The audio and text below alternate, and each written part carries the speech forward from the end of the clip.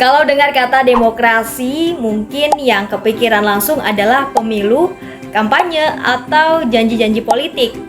Tapi pernah kepikiran nggak? Apakah demokrasi itu sebenarnya ada dalam Islam atau justru bertentangan? Nah, di video kali ini kita akan bahas 3 hal sekaligus, yaitu demokrasi, kepemimpinan, dan penegakan hukum dalam perspektif Islam.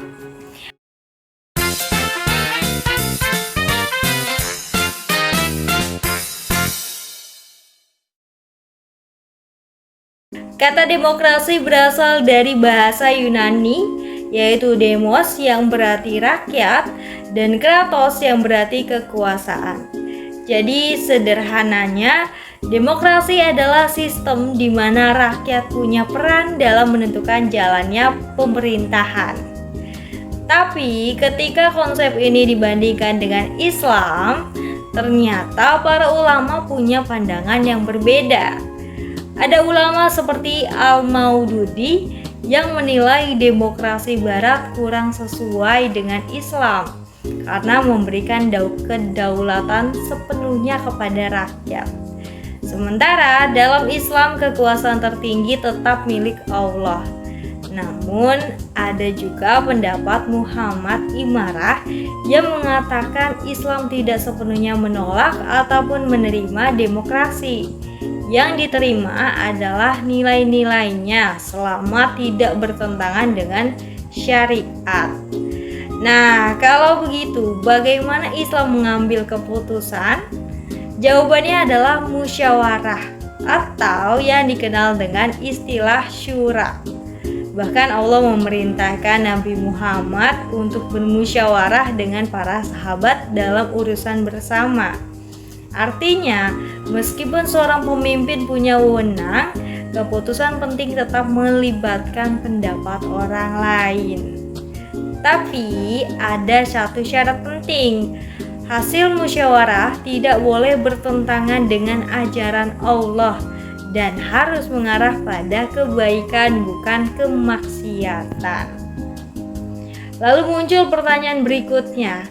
Kalau rakyat memilih pemimpin, seperti apa sih pemimpin yang ideal menurut Islam?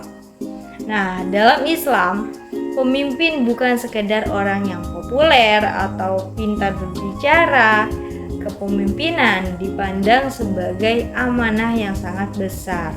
Karena itu, Islam menetapkan beberapa kriteria. Seorang pemimpin harus adil, memiliki ilmu yang luas, berani mengambil keputusan, mampu menyelesaikan masalah, memiliki akhlak yang baik, dan mampu membawa masyarakat menuju kemaslahatan. Menariknya, Islam juga menekankan bahwa pemimpin bukan hanya memiliki hak, tetapi juga tanggung jawab. Seorang pemimpin wajib menjaga agama, menegakkan keadilan, menjaga keamanan masyarakat, melindungi hak rakyat, menyelesaikan perselisihan dengan adil, hingga memastikan ilmu pengetahuan berkembang. Jadi jabatan dalam Islam bukanlah simbol kehormatan, tetapi tanggung jawab yang nantinya akan dipertanggungjawabkan di hadapan Allah. Tapi memiliki pemimpin yang baik saja ternyata belum cukup. Bayangkan kalau aturannya sudah bagus, pemimpinannya juga baik, tapi hukum hanya berlaku untuk orang tertentu. Yang kaya bebas, sementara yang kecil dihukum berat. Apakah itu bisa disebut adil? Nah, tentu tidak kan? Nah, karena itu Islam sangat menekankan penegakan hukum. Penegakan hukum berarti menjalankan aturan secara benar agar tujuan hukum yaitu keadilan dan kebenaran benar-benar terwujud. Al-Quran bahkan mengingatkan agar kebencian kepada seseorang ini tidak membuat seseorang berlaku tidak adil. Artinya, meskipun kita tidak menyukai seseorang, keputusan hukum tetap harus berdasarkan keadilan, bukan karena kepentingan pribadi. Nah, dalam Islam, seorang hakim juga memiliki syarat yang sangat ketat.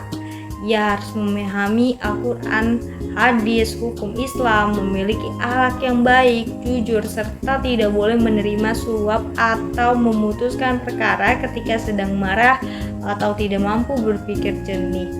Ya, jadi semua itu dilakukan agar keputusan yang dihasilkan ini benar-benar adil. Jadi kalau diperhatikan, benang merah dari demokrasi, kepemimpinan, dan penegakan hukum dalam Islam sebenarnya hanya satu, yaitu keadilan. Demokrasi dalam Islam bukan sekedar soal memilih pemimpin, tetapi bagaimana keputusan diambil melalui musyawarah.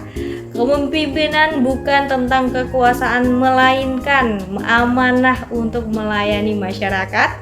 Sedangkan penegakan hukum bukan tentang menghukum sebanyak-banyaknya, tetapi memastikan setiap orang diperlakukan sama di hadapan hukum. Jadi Islam mengajarkan bahwa pemerintahan yang baik bukan hanya diukur dari siapa yang berkuasa, tetapi dari seberapa adil pemimpinnya, seberapa jujur hukumnya, dan seberapa besar kesejahteraan yang dirasakan masyarakat. Sekian dari saya, kurang lebihnya mohon maaf. Wassalamualaikum warahmatullahi wabarakatuh.